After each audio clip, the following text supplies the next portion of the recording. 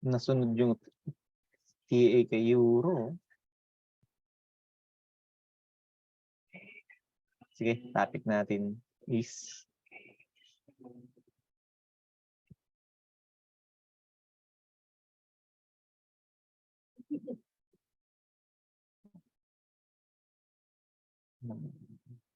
POI. Sige, wag na, ano na lang. Hindi ko na lang isulat.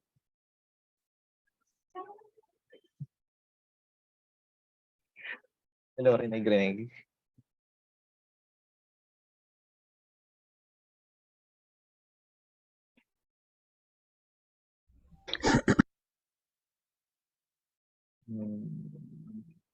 Lucy. Loading, Lucy.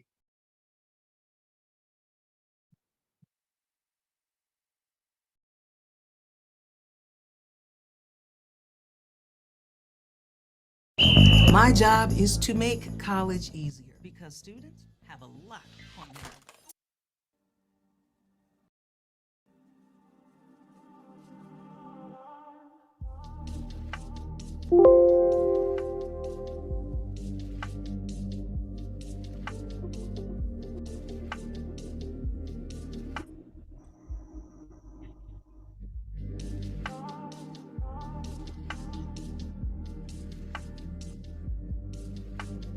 So, yung topic natin ngayon is paano ba natin malalaman kung mag-hold or hindi yung mga POI natin. Sige, pamute na lang kung hindi pa malakas yung background music. Medyo.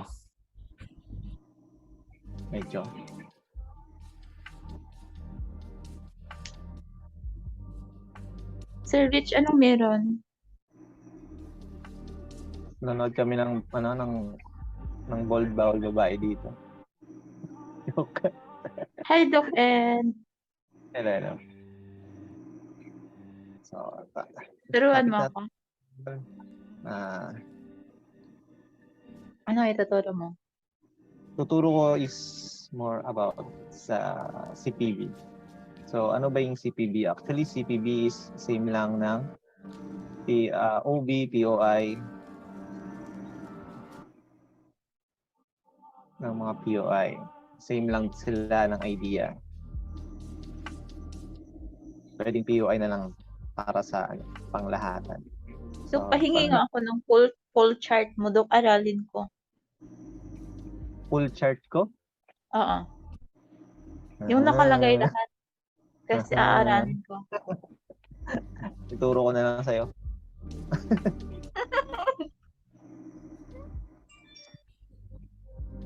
May parang may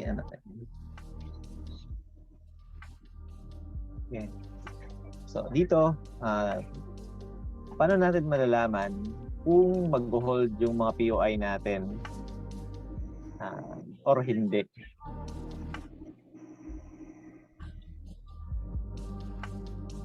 Sir Daryl, medyo may noise. Ayun.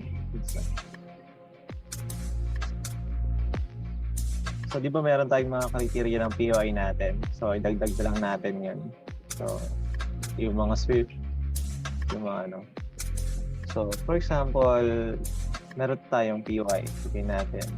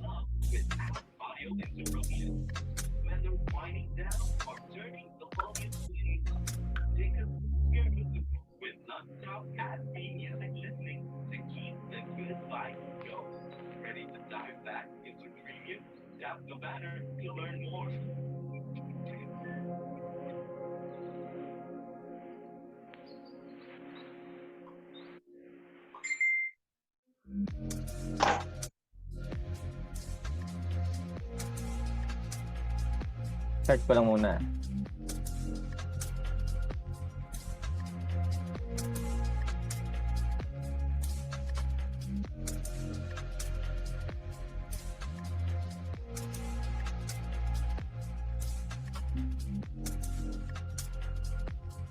So,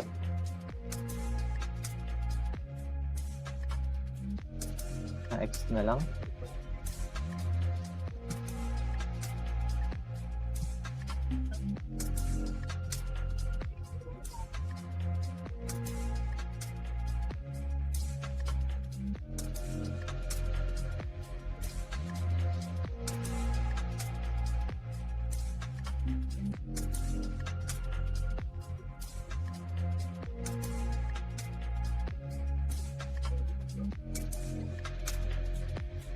So, dito, paano ba natin malalaman kung mag-hold yung POI natin? So, syempre, dadagdagan natin ng mga criteria. Kahit sa anong time frame pwede gamitin.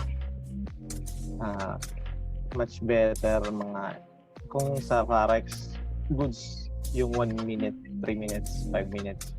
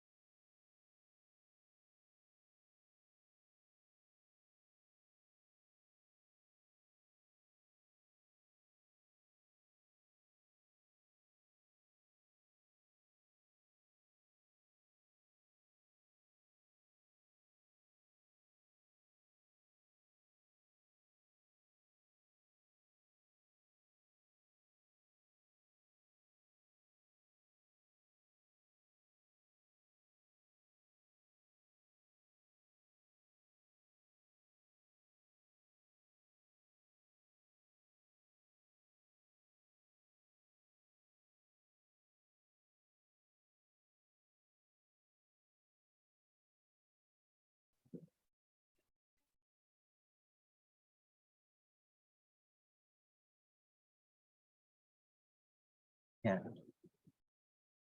So, for example, nandito tayo sa zone ng nasa POI na.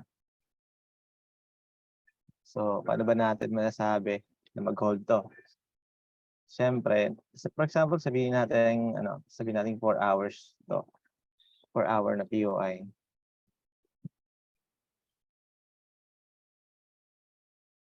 Yan. So, mas maganda kung sa 4 hour na POI, merong first mitigation niya. Yan. Kasi isa yan sa mga quality pag may mga first reaction sa POI. Yung first reaction na sweep. So, yan. Yung first reaction na sweep, pero nasa loob pa rin siya ng 4 hours POI.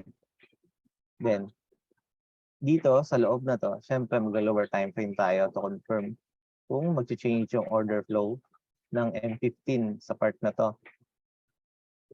So, for example, etong zone na to is sabihin natin eto. Sabihin natin POI. Tapos, ito na yung first mitigation ng na-break siya. So, nagkaroon ng sweep sa first mitigation ng ating 4-hour POI. Actually, maganda pag mga ganito.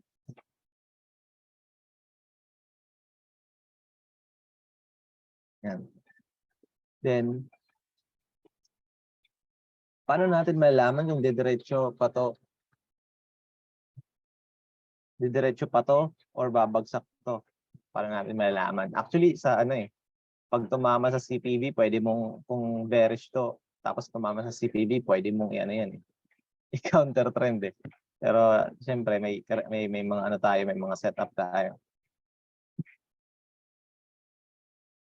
Yung sweep, ibig sabihin, nag-take out ng liquidity below or above or below. For example, itong high na to, tinake out, yan, sweep. Parang kinuha yung liquidity ng substructure na high na to. Yan, yung mga substructure na yan. Yan.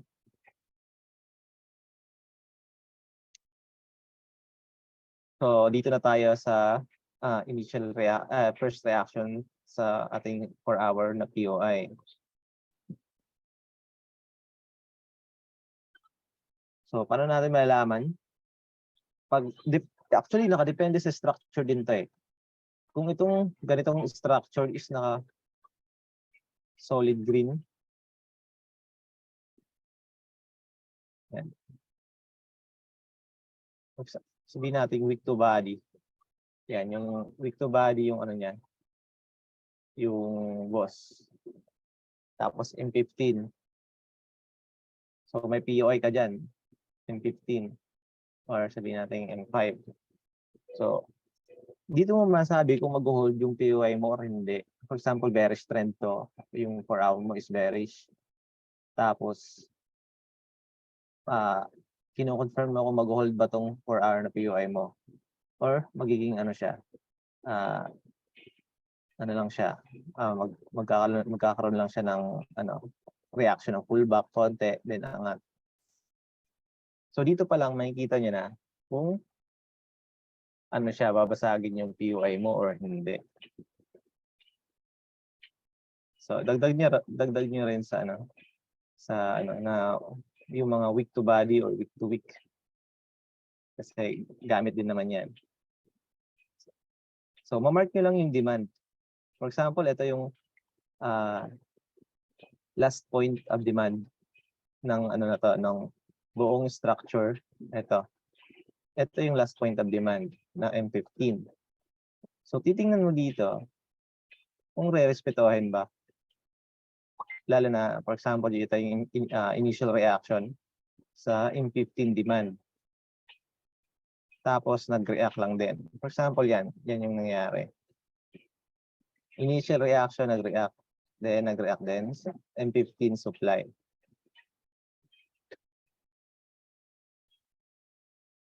Yan. Pag ganito, hihintayin mo kasi hindi yung hindi ka lang yung entry lang agad-agad since nakita mo, nag-sweep. Sweep entry agad tayo after ng sweep. So pwedeng ganito after ng initial reaction sa last point of demand. So since higher time frame niya is bearish, sabihin natin ganyan. HTF bearish.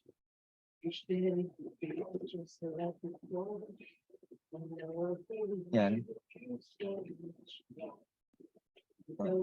Ito na lang.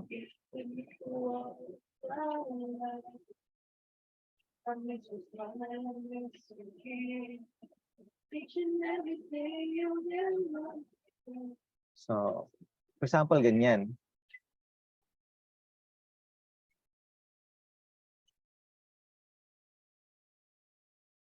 Yan. So, for example, ganito na yung naging scenario. So, dito na tayo. So, hihintayin mo dito kung ano yung magiging reaction niya sa supply or demand sa zone na to. So, isama nyo pa rin yung premium and discount sa nyo. So, titingnan nyo kung ano yung reaction sa supply or demand. Dito, kung ano yung mag-refill. So, ima-mark nyo yung supply. So, pag na-mark nyo yung supply, titingnan nyo kung saan siya saan yung mag-hold or saan yung hindi. So, for example, binasag yung supply na to. Yan, sabihin natin, binasag. Yan, binasag lang ulit. So, same lang din ng same lang din ng idea. Kukunin mo ulit yung last point of demand. Sabihin natin, M15. Then, mark mo lang ulit yung swift kung nasaan. Basta hindi mababasag yung 4 hour. Kasi once nabasag yung 4 hour, iba-ibang ano na yan. Ibang indication na yon pag nagbasag ng PUI, lalo na kung ma-higher time frame. Pwede pa sa M15 magbasag ng PUI, pero sa higher time frame, ano na yan. So, for example, ganito, nangyari, nagbasag. So, nagkaroon ng sweep ulit. So, kung sa sa white off, ito na yung pinaka-utad niya. Last, or yan. Tapos, same lang din ang scenario. Dito, titingnan mo yung first reaction sa demand. Then, since nag-violate siya ng supply, so possible basagin yung mo. So, since nasa loob pa rin siya ng 4 hour na PUI, so, hihintay mo lang ulit yung reaction niya. Yan. So, meron ka ng dalawang demand dito. Yan. So, same idea pa rin. Hihintayin mo kung saan siya magre-react.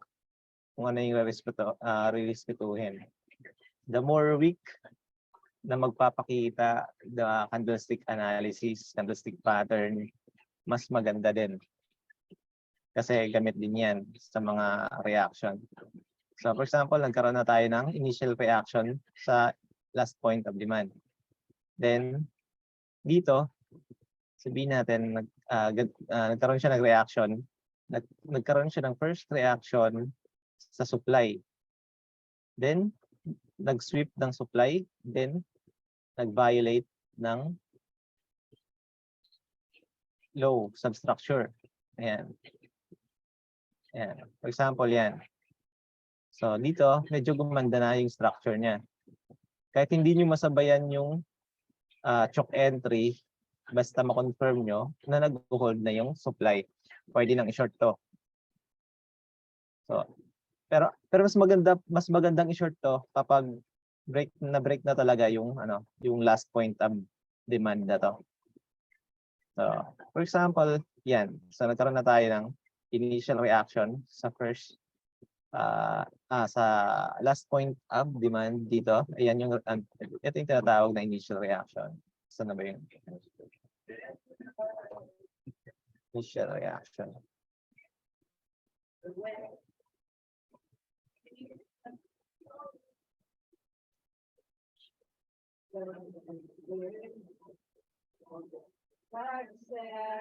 Yan. By swift. Actually, pag mas maganda kung magiging ganito yung niya. Sabihin natin merong yan. So, meron tayong sweep plus floor. Ito yung yung floor. Yeah, siya yung yung first level of respect ng supply. So, once ganito yung nangyari sa loob ng POI mo, yung last na titingnan mo is pag nag-fail yung last point of demand. Pag ganito na siya. For example, nagkaroon na siya ng sweep ng initial reaction. Yan. Ito yung initial reaction na sweep. Sabihin natin yan. Nag-sweep siya ng initial reaction. After ma-sweep yung initial reaction, nag-sweep nagkaroon ng demand failure. Yan. Ano ibig sabihin pag demand failure? Ibig sabihin, na-break niya yung last point of demand. Yan. Mas maraming last point out, mas maraming demand na ma-break, mas magandang confirmation kasi nagpapakita na ng selling aggression dito sa part na to. So ibig sabihin, itong 4 hour na natin CPV is magkakaroon ng pullback. or magkakaroon ng rebalance sa mga may mga unhealthy movements sa previous niya na movement.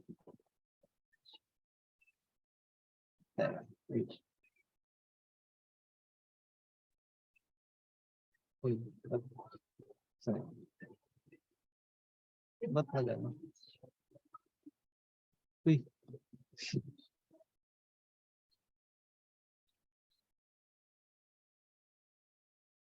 Nawala. Uy, isa na yun. Ito.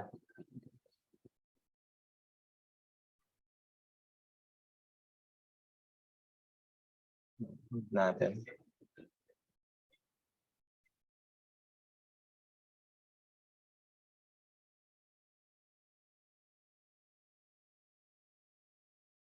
So, paano yung entry na dito? So, pag dito, for example, mas maganda kung na-break niya din to. Yan. Sabihin natin, na-break niya na yung dalawang demand sa part na to.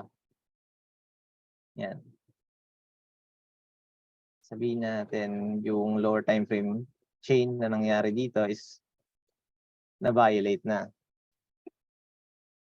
Yan. Sabihin natin ganyan. Yan. Then, na-violate. So, tradable na tong mga POI natin dito sa zone na to. Actually, kahit dito pa nga lang tradable na yan once nag-break ng mas magandang i-trade na to sa area na to. Kahit after ng FR, eto, after ng failed reaction na to, then good to entry na to. Yan. Yan. Pero once kapag M15 to, yan, nasa sa inyo yan kung gusto nyong i-confirm. Kasi kung Forex to, mas magandang i-confirm to sa 1 minute kapag M15 to. Yan. So yan. Once nag-react, so confirm nyo kung mag-change yung order flow dito. Yan.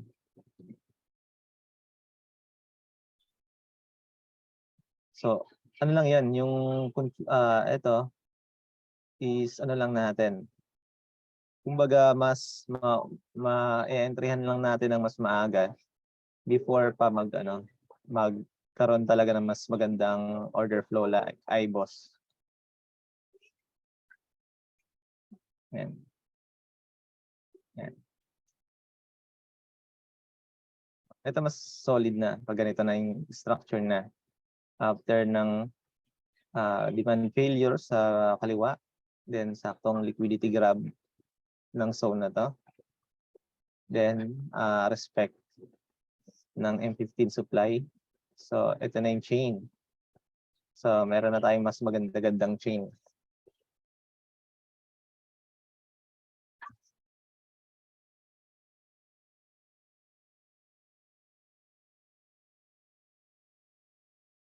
Yan. So kapag meron na tayong supply chain, goods na rin umentry sa susunod sa next POI kasi ano lang yan. Yan yung mga yung EOF ng market. So after so expectational order flow magre-rebalance yan. Then target low, tapos magre-rebalance ulit target low. Pero hindi ganoon kaganda yung makikita nyo sa market, di ba? So, yan yung isa pag sa mga ganyang senaryo. So, dito mo malalaman na mag-hold to yung POI mo. So, kailan mo naman masasabi na hindi mag-hold? So, ganito naman yung itsura niya pag hindi mag-hold. For example, meron tayong 4 hour na POI. Or sabihin natin 1 hour kasi nag-1 hour tayo. Tapos nag-scalping tayo. Sabihin natin, meron tayong bearish na order flow ng ating mid time frame. 4 hours, 1 hour, 4 hours. Yan, mga 4 hours. Then, meron tayong nakitang PUI. So, wag niyo kakalimutan yung criteria kung bakit nyo kinuha yung PUI na to. Yan. So, dapat pasok pa rin sa criteria yung PUI. So, paano natin masasabi na babasagin yung PUI na to? Hindi tulad dito, hindi tulad na sa ganitong scenario na nag-hold. So, may liquidity, sweep. Nag-sweep ng initial reaction, first mitigation. Yan. Then, nagkaroon ng liquidity build-up. Nagkaroon ng sweep, then supply chain, sweep, then yan. Floor, sweep, supply chain. So, yan.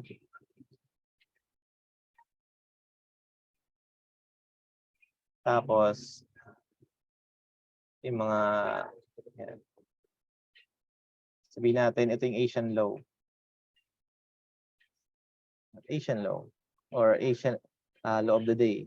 Or sabihin natin Asian low na lang kasi nag-reply tayo sa session. So, yan, maganda. So, dito naman, paano natin masasabi na babasagin yung PUI? Siyempre, dapat pag kinuha mo yan, sabihin natin, kumuha ka ng PUI.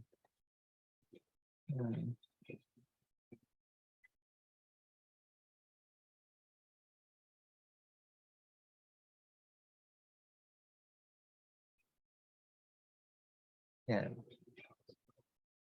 Sabihin natin may H1 ka. Then, imbalance dito. Yan. Tapos, meron ka ulit 1 hour na PUI. Kasi hindi sa lahat ng oras binabalikan tong imbalance. Kumbaga, nilalagay na lang din siya dyan para pag nag-react dito yung market, tutuloy-tuloy na pababa. Kasi, minsan kasi hindi na talaga binabalikan yan. Siyempre, na-experience nyo na din yan. So, paano mo masabi babalikan yan? So, dito pa lang, masabi mo na kung anong reaction dito, masabi mo na babalikan to, yung extreme. So, paano ba? Paano natin masasabi? So, ganito. Ito yung sample. So, for example, meron ka ulit. Sabihin natin, nag-react sa market. Sabihin natin, nagkaroon siya ng corrective return. Kumbaga, sabihin natin, wag corrective.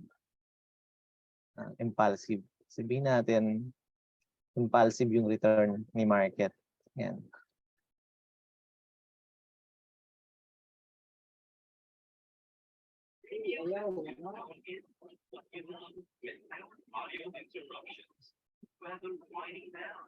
Sige, sir. Sige. So, for example, ito. Meron tayong mitigation dito sa 1 hour na demand, na supply.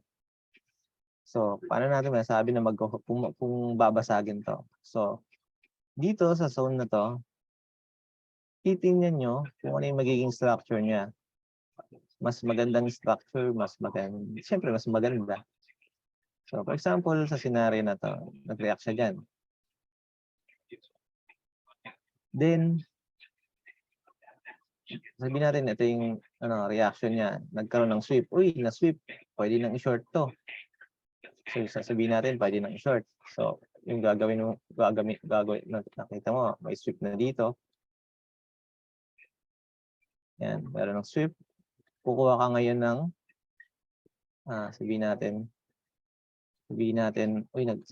nag-chotch. Uy, nag-chotch.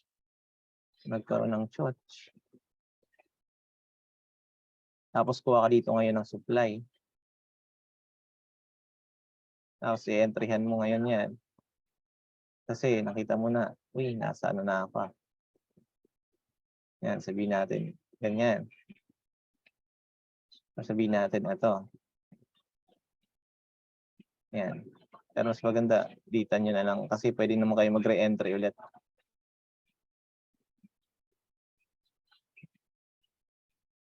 Yan. Pero yung nangyari,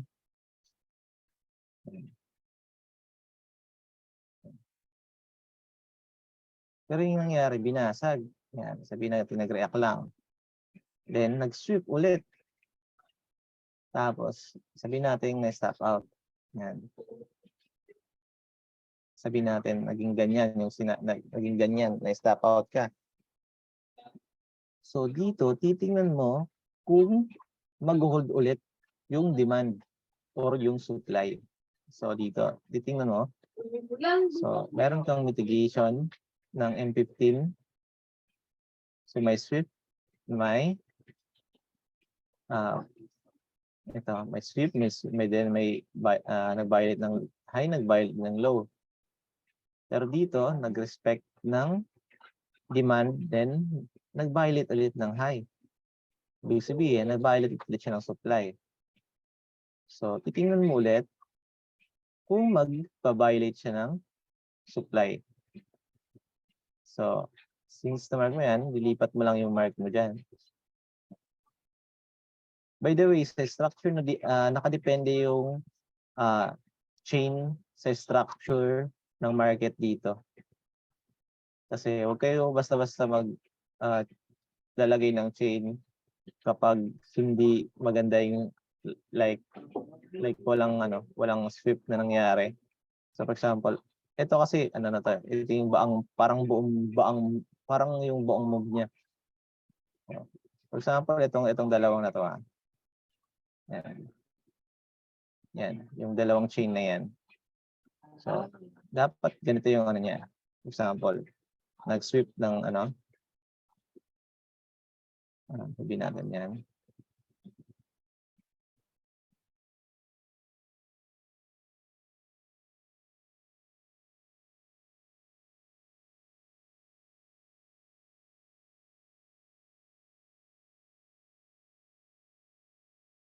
So yan, ito yung loob niya sa na to. Parang ito yung refine.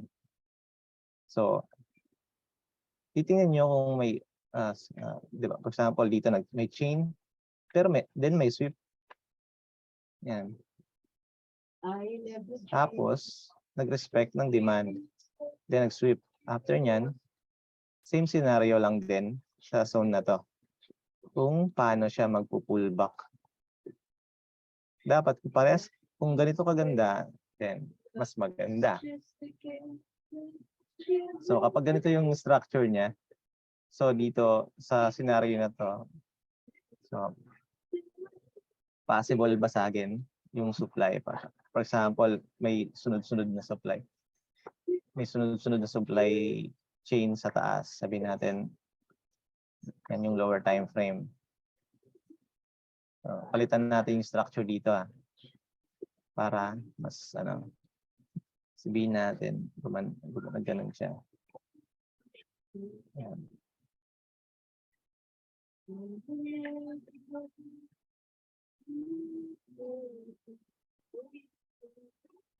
Kaya may mga tinatawag na break even. Kasi once nag-invalidate yung movement ng market, so hindi ka pa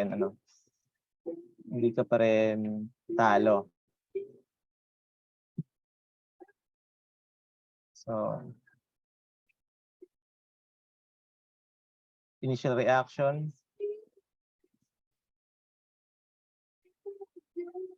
laki. And initial reaction, then nagkaroon ng demand failure. Actually, dito pa lang nakikita mo na nag-fail. Actually, yan. Yan. So, then nagkaroon dito sa baba, nagkaroon siya ng nag-hold yung dito sa baba. Kumbaga, yan. Yan, siya dito. Naging ganito yung structure niya. So since yung ano na to, yung movement na to is impulsive, ibig sabihin, tawag dito, malakas yung movement niya, yung buying aggression, kasi biglang pag-angat eh. Pag nakakita yung mga solid candle, yan, ng mga solid candle na green, so matics na yan. I-short mo pa ba yan? Pwede naman scalp, katulad ng kay BTC na ginawa ko ngayon. Pero napakabilis na take profit lang agad. Pero since impulsive yung yung return nito sa POI, so mahirap i-short yung impulsive. So mas maganda yung corrective. So yan, for example, etong ano na to is ito na yung naging reaction niya. Paano ba palitin to? Yan. For example, dito sa zone na to is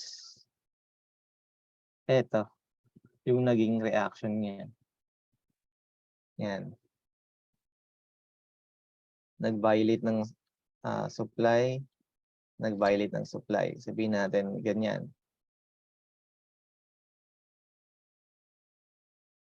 So once nag-violate ng supply, for example, nag-violate na ng supply. Yan. Sabihin natin na violate talaga siya, pati yung high.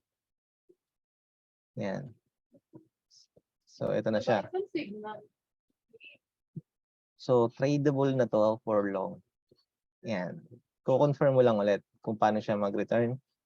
Then yung mga criteria natin sa pagtitrade. Yan. For example, corrective return. Karon ng external liquidity, then external liquidity dito sa kaliwa. Then maganda yung internal liquidity before siya mag-return. Yan. So, yan. Pwede ka na mag-long dun sa POI mismo.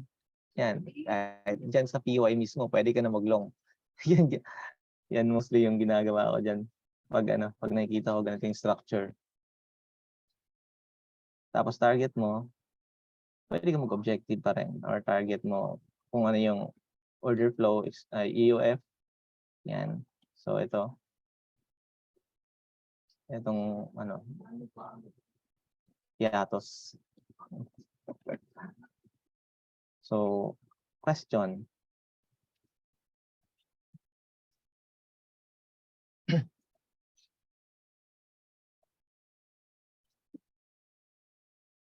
Good question. Pag 1 hour, may kita mo siya sa 1 to 5 minutes yung ganyang structure. Good question. Sa pairing ng time frame, so kapag yung POI mo is 4 hours, dapat yung change of order flow is nasa M15. Then kapag itong structure na to, ganito yung M15, maganda na. Then kapag 1 hour yung POI mo, 5 minutes. Then kapag mas maliit, kapag Parex, yung pinakamaliit na kasi is 1 minute. Mahirap na kasi 60 seconds yun. Mabuang na yung ulo mo doon.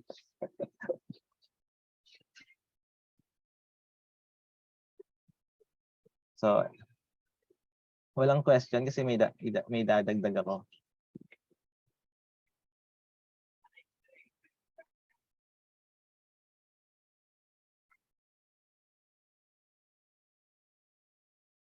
Wala. Sige, continue na natin. So, sabihin natin meron tayong 4 hour POI. Dito sa 4 hour POI, titingnan mo kung ano yung naging reaction ng POI na yan. since yan yung kinuha mong POI, titingnan mo ano ba yung naging order flow ng POI na yan before. Kung nagkaroon ba yun ng flip, lower time frame flip, nagkaroon ba yun ng lower time frame change sa loob na yan. So, yun yung titingnan mo. For example, in 4 hours. Kapag 4 hours to, pwede mong balikan tong zone na to. Gamit ka na lang ng replay para i-check mo yung POI mo. For example, yan. I-check mo ano ba yung nangyari sa POI ko? Kung ano ba yung tsura niya ng POI na to? Kasi mas gaganda pa yung POI mo. Di ba yung refine natin is, for example, so alam niyo naman yung sa refine natin. Sa RC na, ito kasi naturong refinement.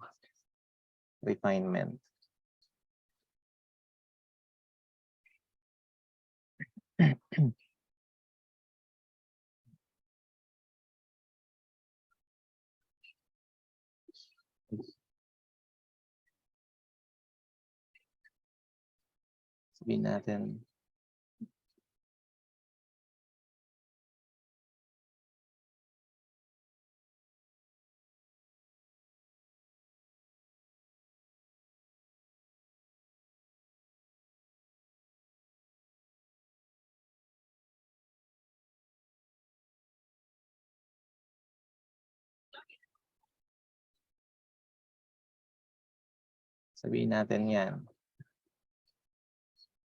Di ba pag nagre-refine tayo ng POI ng mga OB natin, sabihin natin, for example, ito yung 4 hours. Sabihin natin 1 hour. For example, ito yung 1 hour. Yan. So, yan yung 1 hour na POI natin.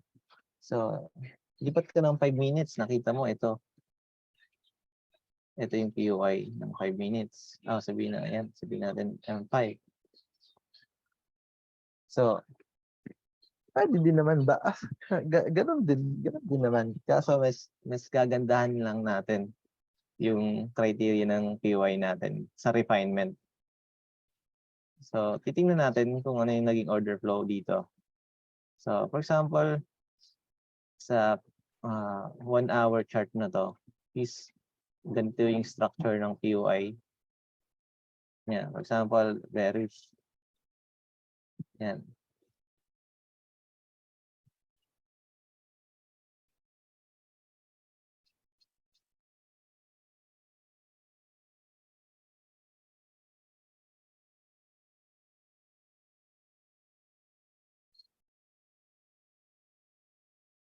So, yun.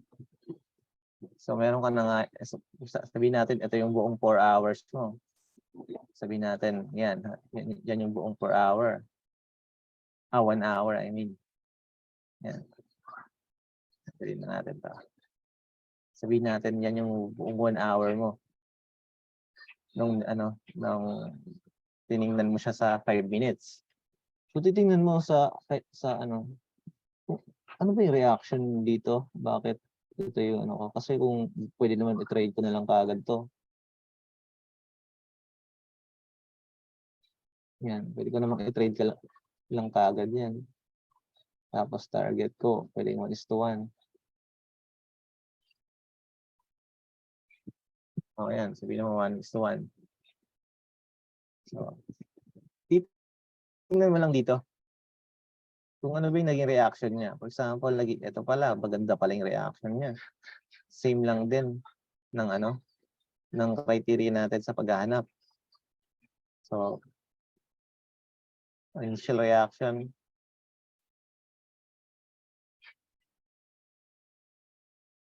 Then, karoon ng substructure.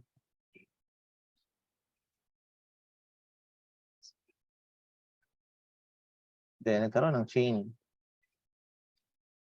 So, meron palang floor dito. So, yan.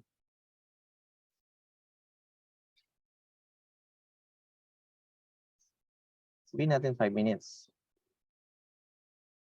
Kasi 1 hour yung POI. So, yan. So, dito may mas makikita ko mas maganda na mas refined. Yan. So, kapag nag-tap dito sa 1 hour, sabihin natin, nag-pullback sa, yan. Sabihin natin, nagkaroon ng first mitigation sa 1 hour na demand.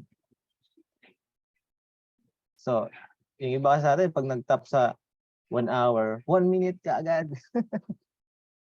Confirm mo ka agad sa 1 minute. So, okay lang maiwan sa trade. Wag lang, wag lang matalo ka. Kasi mas maganda, okay lang maiwan. Kasi makikita mo, gaganda pa naman yung order flow niya. So, for example, yan, nag-mitigate na. First mitigation sa 1 hour na supply. So, meron ka ng, ito yung first mitigation. So, expect na lang na isi-sweep pa yan. So, since meron kang quality POI ng 5 minutes dito, which is change siya ng structure na to.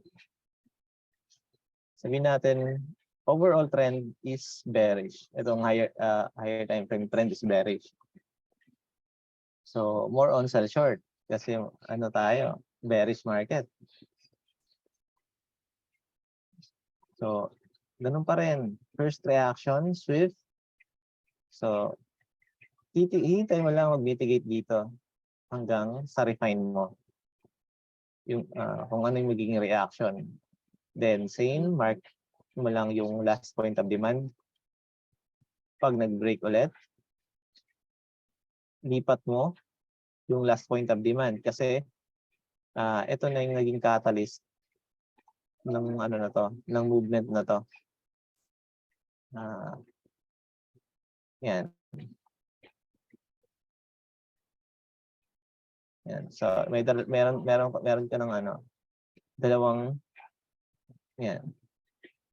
Nagkaroon ka ng chain sa, na yan. Nagkaroon ka ng demand chain. So, same pa rin liquidity. Titingnan natin kung trend line ba siya. Kung tugma, ba siya, line na line ba siya. Ganun pa rin yan. So, dito, i-confirm mo lang ulit. Kung Forex, maganda nga sa Forex, maganda 1 minute to 3 minutes. 1 to 5 minutes mag-confirm. Solid na.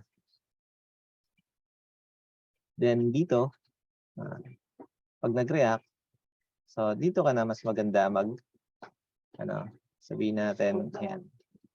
First reaction sa refined ng M5, then yan. Hindi sa lahat ng oras ganito. Kasi kapag ganyan, siyempre mananalo ka agad pag ganyan yung binigay. Kasi yung iba, kapag nag-failed, or sabihin natin, market maker sell model, hindi na magtatap ng OB yan. Diretso violate ng diretso choke, then 50% ng imbalance. Yan. Pwedeng ganyan, tapos OB to.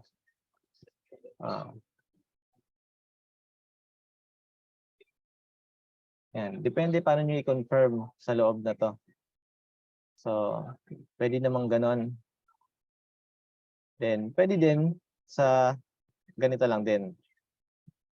Kung ano yung mga reaction niya. Hihintayin nyo lang. Kasi once makita niya na, nag-hold na, nag-violate na. Yan. Then, nagkakaroon na ng swift. Sabihin natin, last point of demand, nag-violate. Then, nag-violate na. Yan. Tapos, nag-create pa ng equal low. So, meron ka ng choke, may eyeballs ka pa, pwede mo na entry yan to. Tapos, stop loss mo lang is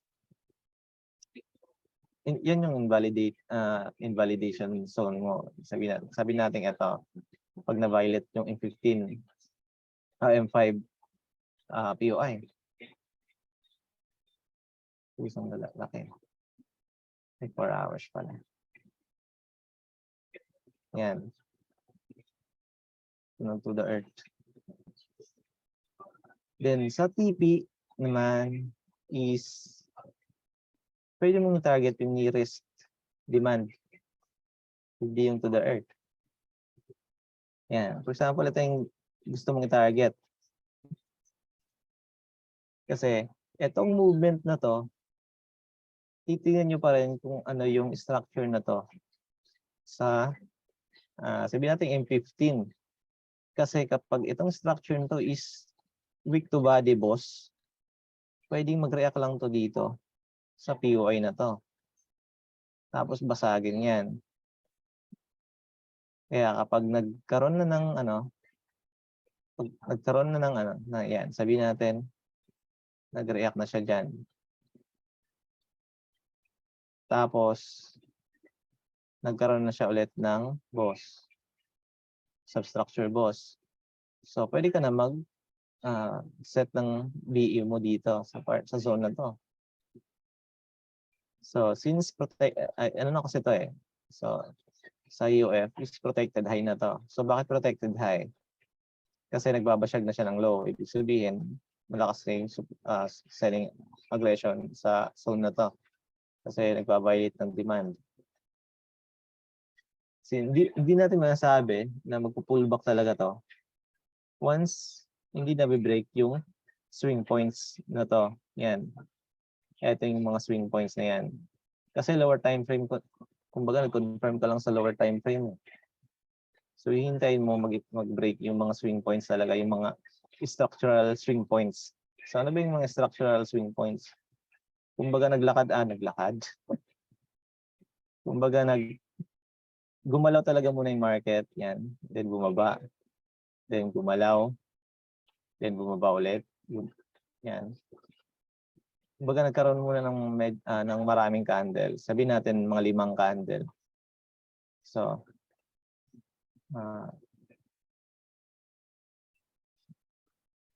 yan.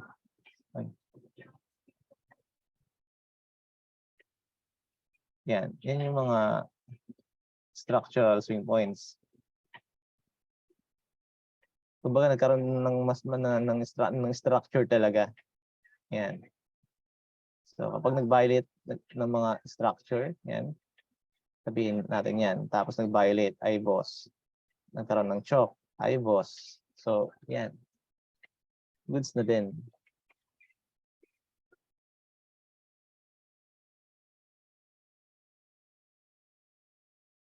So, actually basic lang din naman to. Dinagdagan lang natin ng mga reaction sa supply and demand kapag gusto niyo i-confirm. Kapag walang sweep, okay lang sweep sa POI, nabasag na ng demand. Yes sir. Kapag may mga scenario kasing ganyan.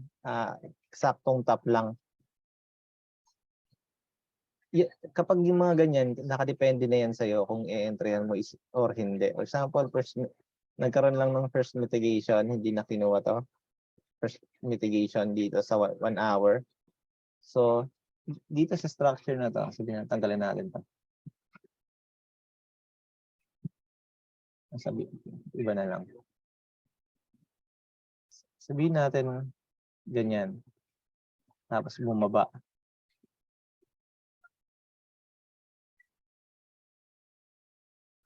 Kumbaga hindi na sweep yung initial reaction.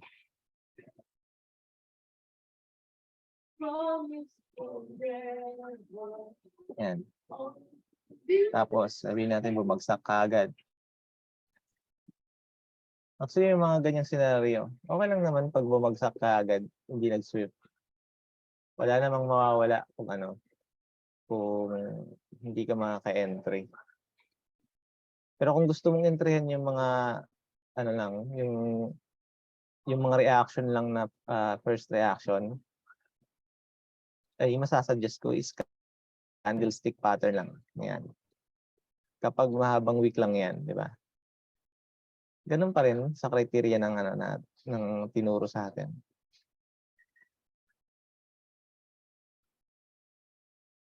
Yan. Sabihin natin yan.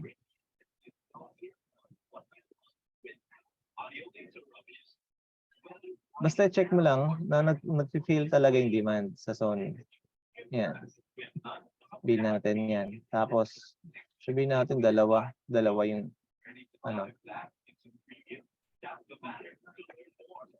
sabihin natin yan, dalawa yung nag-feel. Sabihin natin ganyan.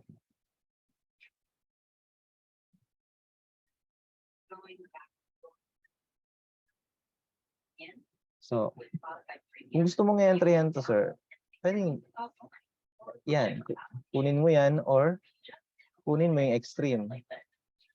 Pero dito, syempre, titingnan mo pa rin kung paano na-form yung POI mo. So, criteria sa pagkuha ng POI, may sweep, may chain, then, yan yung mga substructure na mga sweep. So, kumbaga dito lang, first mitigation lang. Sabihin natin, yan lang. Yan. Kasi, pwede kasi maging inducement yung mga na yan. Ito yung, kumbaga, tawag nito, liquidity na may, choke na may resting liquidity. So, ano yung choke na may resting liquidity? So, after ng choke, mayroong, possible liquidity inducement above. So ito, yung hina to. Yan. So kapag kayo, nagkumuha kayo ng mga decisional na POI, ito, decisional is nasa gitna ng, sabihin natin, nasa gitna ng trading range. Yan. Decisional. Yan. Pwede nyo i-confirm to. Pag nag-retrace dito, i-confirm nyo lang kung mag-fail ba yung demand. Kasi kapag nag-hold yung demand dito, pwede mo pang ilong yan. Targetin mo lang tong nearest supply. Maraming beses ko lang nagagawa yan.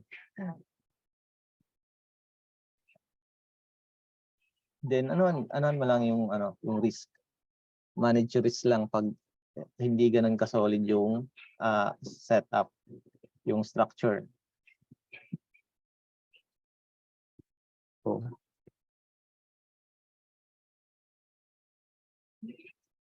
question. Lagyan nyo pa rin ng ng mga trading range. Third question. So, for example, nabutas na yung POI ng higher time frame, for example, 1 hour. So, ang gagawin mo doon is, pwede kang pumasok sa POI sa buy long, something na ganun. For example, nabutas yung POI ng sell short sa 1 hour. Ang gagawin mo is, babalikan mo yung, magbabuy long ka, pero sa POI, parang something na ganun. Tama ba? Yes, sir. Pero nakadepende kasi sa structure kung paano nabasag, tapos paano yung naging structure niya before siya binasag. For example, sir, tinapik, tapos week lang ganun, hindi siya nag-close. Yun, kapag week lang, yan, medyo alanganin sa yan. Then titingnan mo pa rin, for example to, ganito na lang. Sabihin natin, etong structure.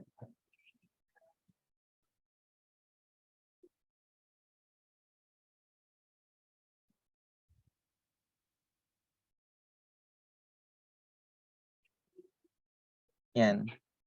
For example, ito yung 1 hour.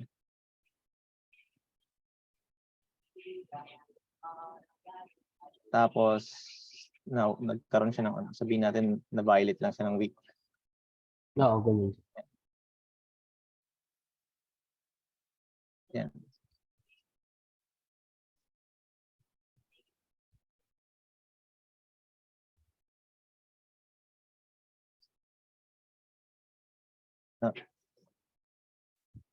Actually, pag ganito, Yan. Sabihin natin na buy, nagkaroon lang siya ng sweep ng high. Actually, dito nakadepende kasi yan sa'yo kung ano, depende sa data mo. Kung, for example, sabihin natin, Forex. Actually, sir, ano yan yung nangyayari ngayon sa AUD. Kumbaga current siya. Sa akin. For example, ganito. Apo. Tapos, sabihin natin, merong FBJ. Kasi, yung market, ano talaga yan. So, for example, yan. Dito, titingnan ko yung structure niya. Yan. Kung paano ano yung nangyari. At ganito, titingnan ko kung pwede ba siyang ilong. Since, sabihin natin, kasi na-violate na siya eh. Kasi kapag dito sa loob na to, after ng ma-violate na to, is yung M15, sabihin natin M5 kasi 1 hour to. Sabihin natin, ano ba to? Sabihin natin itong 1 hour na violate. So, nakadepende pa rin kasi sa structure na ibibigay ni market. Kapag itong structure niya dito, before, so na yan. Yan. Sabihin natin,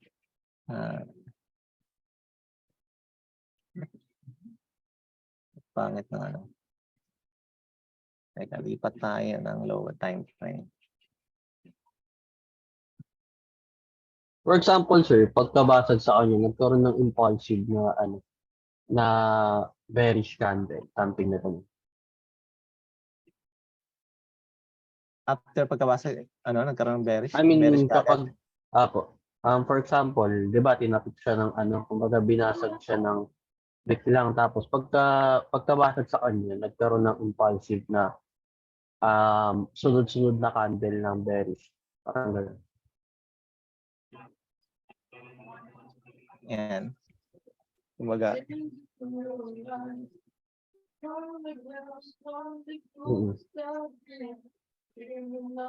kumbaga ganyan.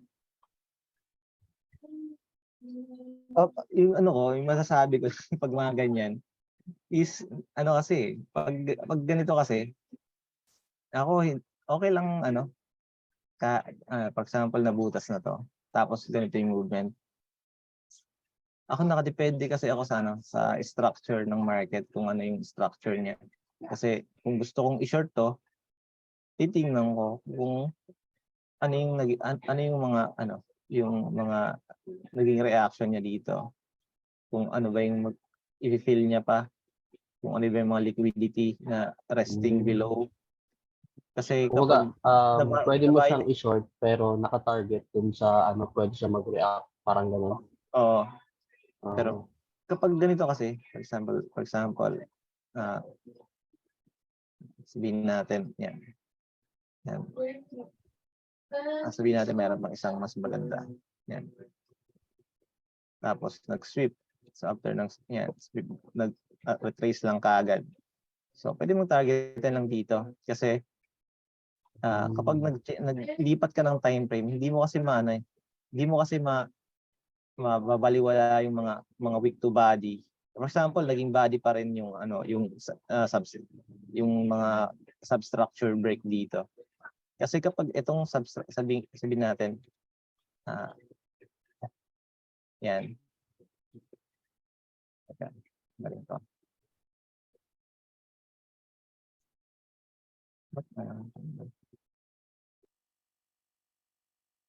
For example, yan. Kapag nag-weak,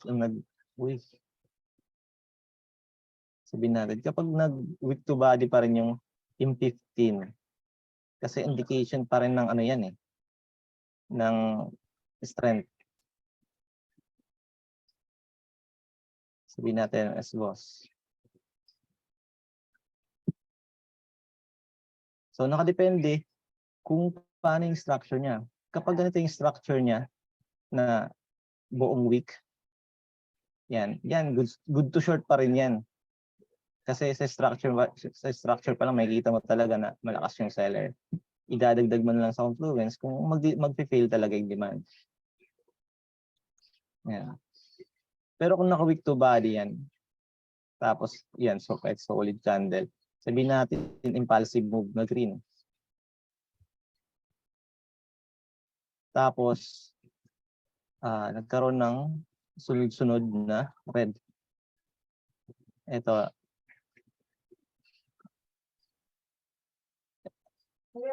Ayan. Sabihin natin ganyan. So, isi-short mo ba yan pag ganyan? Kung ako, hindi, ilulong ko na yan. I-confirm ko na yan dito. Kasi, sa structure niya pa lang, tingnan mo. Sa isang buong candle ng buy, it takes how many candles to rebalance. Ibig sabihin, parang naghihirap yung pag-rebalance sa zone na to. So isang buy candle nag-rebalance ng napakaraming candles. Ibig sabihin gumagawa ng liquidity before siya mag-rebalance. So kapag ganyan, pwede mo tong ilong. Confirm mo lang. Binatan yan. Target previous swing high as EUF. So yan. Or target mo. Yan. Then kapag isa din pala kapag walang resting liquidity sa kaliwa, sabihin natin puro imbalance lang yung kaliwa. Then pwede mong targetin yung higher time frame na POI. Pero yun nakadepende na yan sa iyo kung paano mo titirahin, paano mo iti-trailing stop yung kung kaya ng emotion mo. Yun. Thank you, sir. Sakto yun. Thank you. For example, ganito yung nangyari sa POI. Tapos sabihin natin, yun nga kanina. Sabihin natin yan. Sabihin natin, ito yung 1 hour na order flow. Tapos ito yung 1 hour na POI. Tapos, syempre, titingnan nyo pa rin yung imbalance. Kung ano yung mga ginagamit nyo, ganun pa rin naman. Alas lahat, ganun pa rin naman. Yan. Targetin mo lang to. Tapos, for example, ito yung may Asian high dito na hindi pa nakukuha. So, pwedeng ganun. Kunin mo lang yung Asian high. So, kapag mas maganda kung may mga siyempre, yung mga liquidity pa rin. So, yun.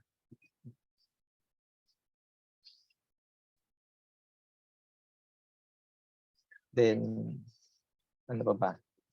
Tanong muna. Para may tayo, madagdag. Maano mo, sir, na nire-respect nyo yung POI mo kapag hindi siya lumalabas, kumbaga doon siya naglalaro, parang ganun. And then magkakaroon siya ng market structure. Yes, sir. Lalo na kung mga yung structure talaga na structure, hindi yung mga lang, sabihin natin mga ilang candles lang. Sabihin natin nagkaroon ng break ng high, tapos break ng low, break ng high. Pero iilan lang. Mas maganda pa rin talaga yung mga maglaro muna, tapos yan, naglaro. Tapos naglaro. Tapos naglaro. Yan. Kumbaga yung maliliit na na candles, confirmation na lang 'yon kapag nasa POI ka na. Wag niyo i-apply yung yung sa pagko-confirm kapag nasa nasa POI na hindi ganoon ka yung criteria. So for example, lang siya. Kinuha mo lang to as your POI. Tapos ka dyan, nag last point of demand, initial reaction, then demand failure sa 3 minutes, pero binasag pa rin. So, may mga ganun pa rin. Mas maganda ba, sir, yung FR muna before choke? kaysa diretso choke na.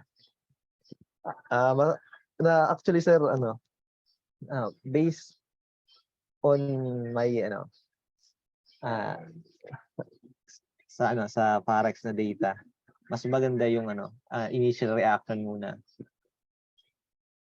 Kasi yung choke agad is yung sa yung sa entry model yun ay ICT eh. Yung choke agad.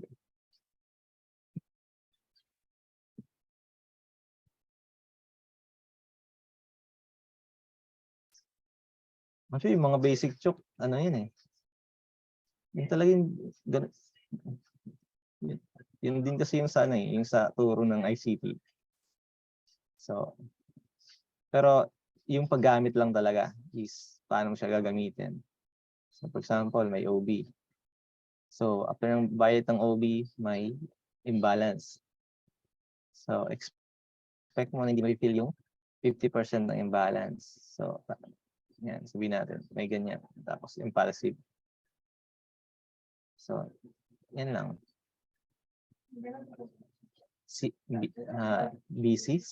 CBBC ba? CBBC ata yun? Sino ba yung gano'n dito ng ICT? So, yun.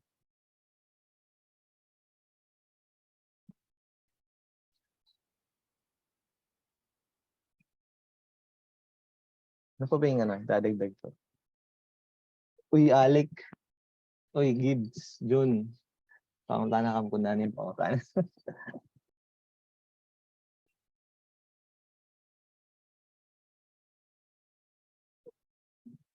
Goods naman. Pamati.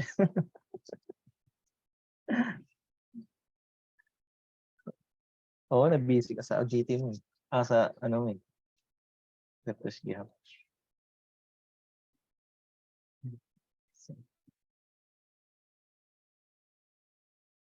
So, ayun na nga.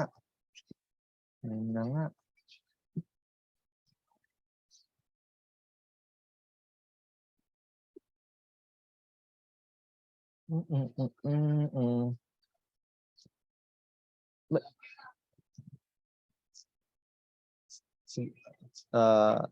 Turo ko na lang din siguro yung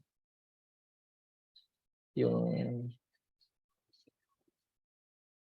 okay.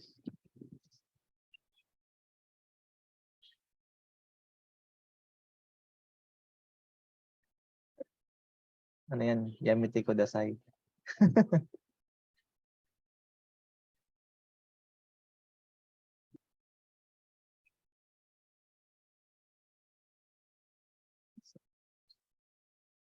Ayun na nga.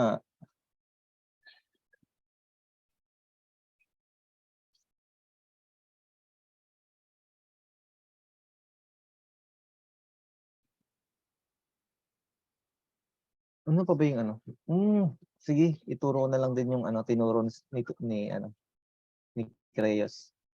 Alam na iba to eh. Actually, napakadali ng paano kakatumingin ng market strength. So yan, titingnan mo so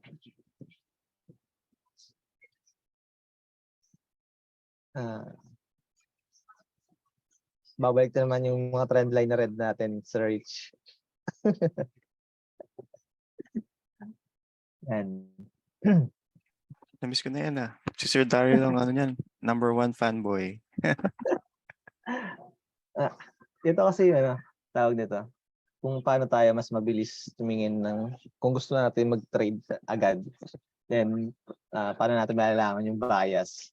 4-hour time frame kagad tayo. Tingnan natin yung FBG close above or below. Then, kapag mababiolate yung swing points ng mga FBG na yan. Then, kapag na-violate, mas maganda. Then, kapag hindi nag-close ng body, goods din. So, paano ba yun? For example, ito, current naman to. So, 4 hour. So, per hour. So, meron tayong FBG na hindi nag-closed body above. So, ibig sabihin, sa area na to, ayan, kung yan dynamic SNR. Ayan. Kung sa area na to is malakas pa rin yung selling aggression na to.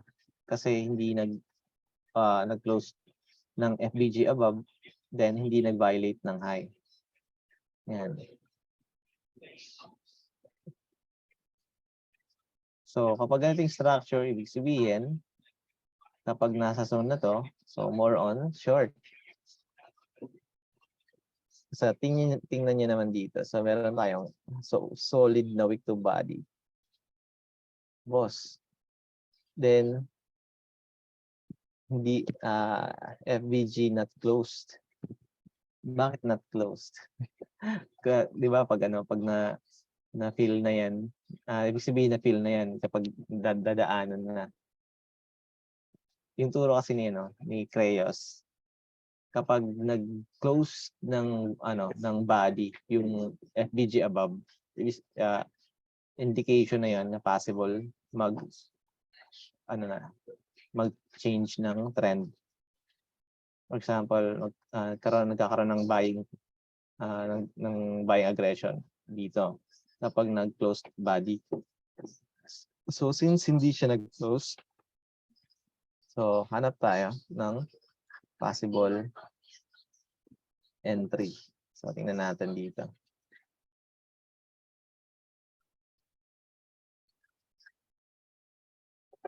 Mitigation for our week.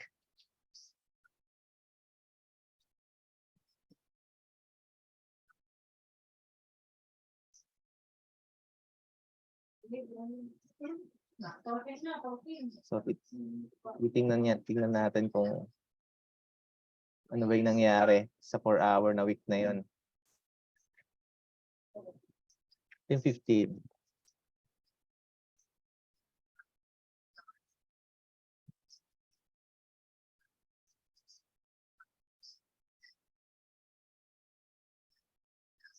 So ito, dito pa nga lang may chain na. Kaya naka-short ako dito. May short ako dito eh. Yan. May TA kasi ako dito. Mabilis ang short. Na hindi makita.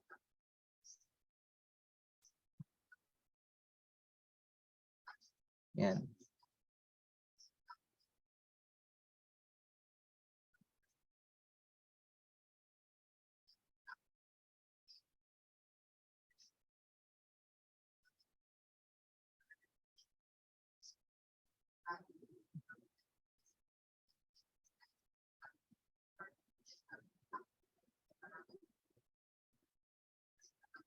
So, galing siya sweep na.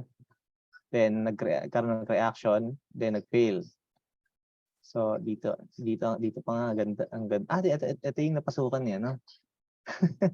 Ito yung pasukan ni Daryl. Ito yung napasukan ni Sir Daryl. Yan, after ng failed reaction dito. At dito pa nga lang, oh.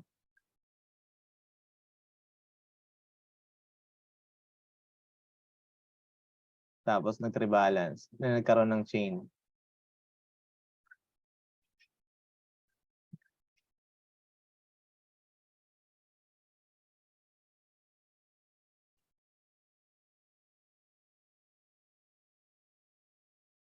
Object 3.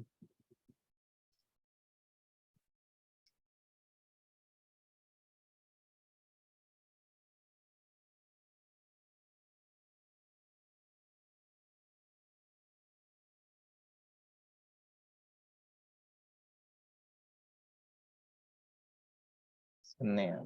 2 minutes. So, eto. Dito ako nag-short. Mabilisang short. Yan. So, initial reaction.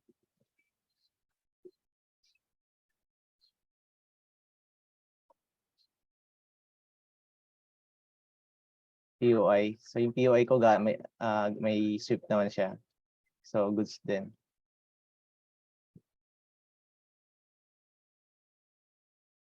Ayan.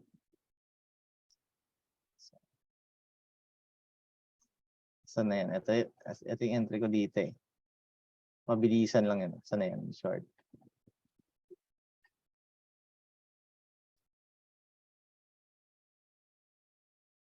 Tapos, ito lang. Swing low. Yan. Ito ata yan. Yan. Yung 50% ng FBG. Yan lang. Kasi first mitigation to eh. Ito yung first mitigation. Nag-risk entry ako. Yun, nagsunod-sunod na ano. Dito lang hindi pa. Entryhan ko yan mamaya. So dito maganda. So since nandito na tayo. So yun, ito. Yan.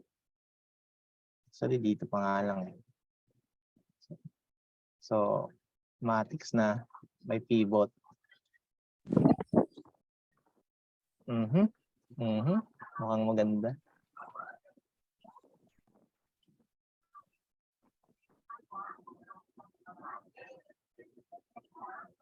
Five minutes.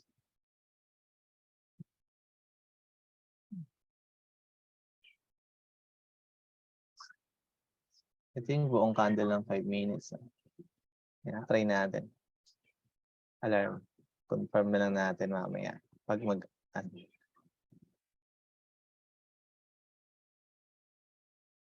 So, balik tayo sa 4 hours. Market strength.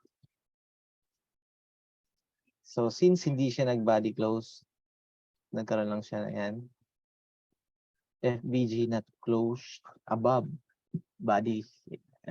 Not closed body. Yan, hindi siya closed body. So, hihintay na lang natin na yan, umangat to. Then, kapag nag-dump ulit, yan.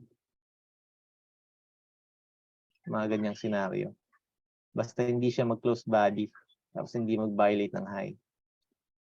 Yan. Ito yung pwede mong stop loss eh. Itong high na to. Pero dito, since ganito pa yung structure ni BTC, medyo pangit. Pero goods na din to hintayin. Tingnan nyo, hindi siya hindi siya nag body close. Then, wala, ito. Yan, hindi siya nag body close.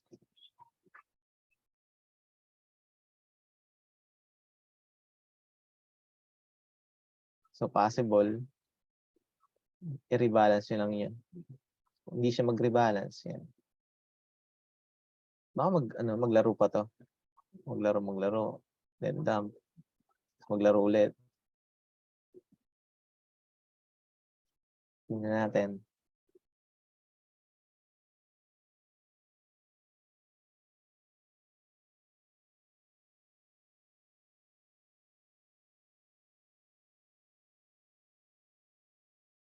Five minutes. Uy, equal low. Na, malapit na.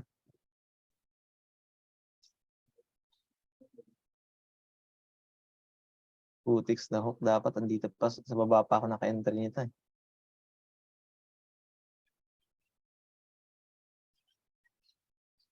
So, yun lang guys. Wala na kayong tanong.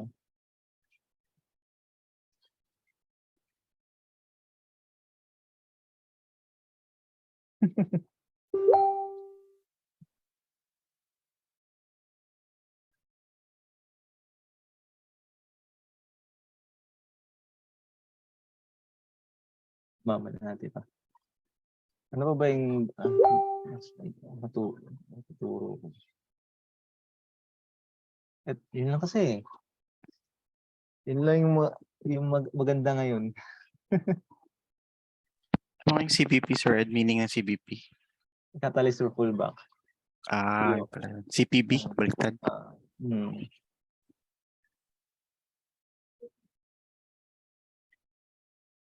CPB tawag sa sa Phantom. Pero parehas lang yung POI, OB. Kasi yung mga yun yung maganda na kapag paano mo masasabi na mag-hold yung POI mo sa ganong pag-identify ng mga reaction sa supply and demand once nasa POI na. Siyempre naka-base lahat sa market structure. Kung paano na-build up yung chain sa loob ng POI. Then paano nag-sweep sa loob ng POI. So that's all.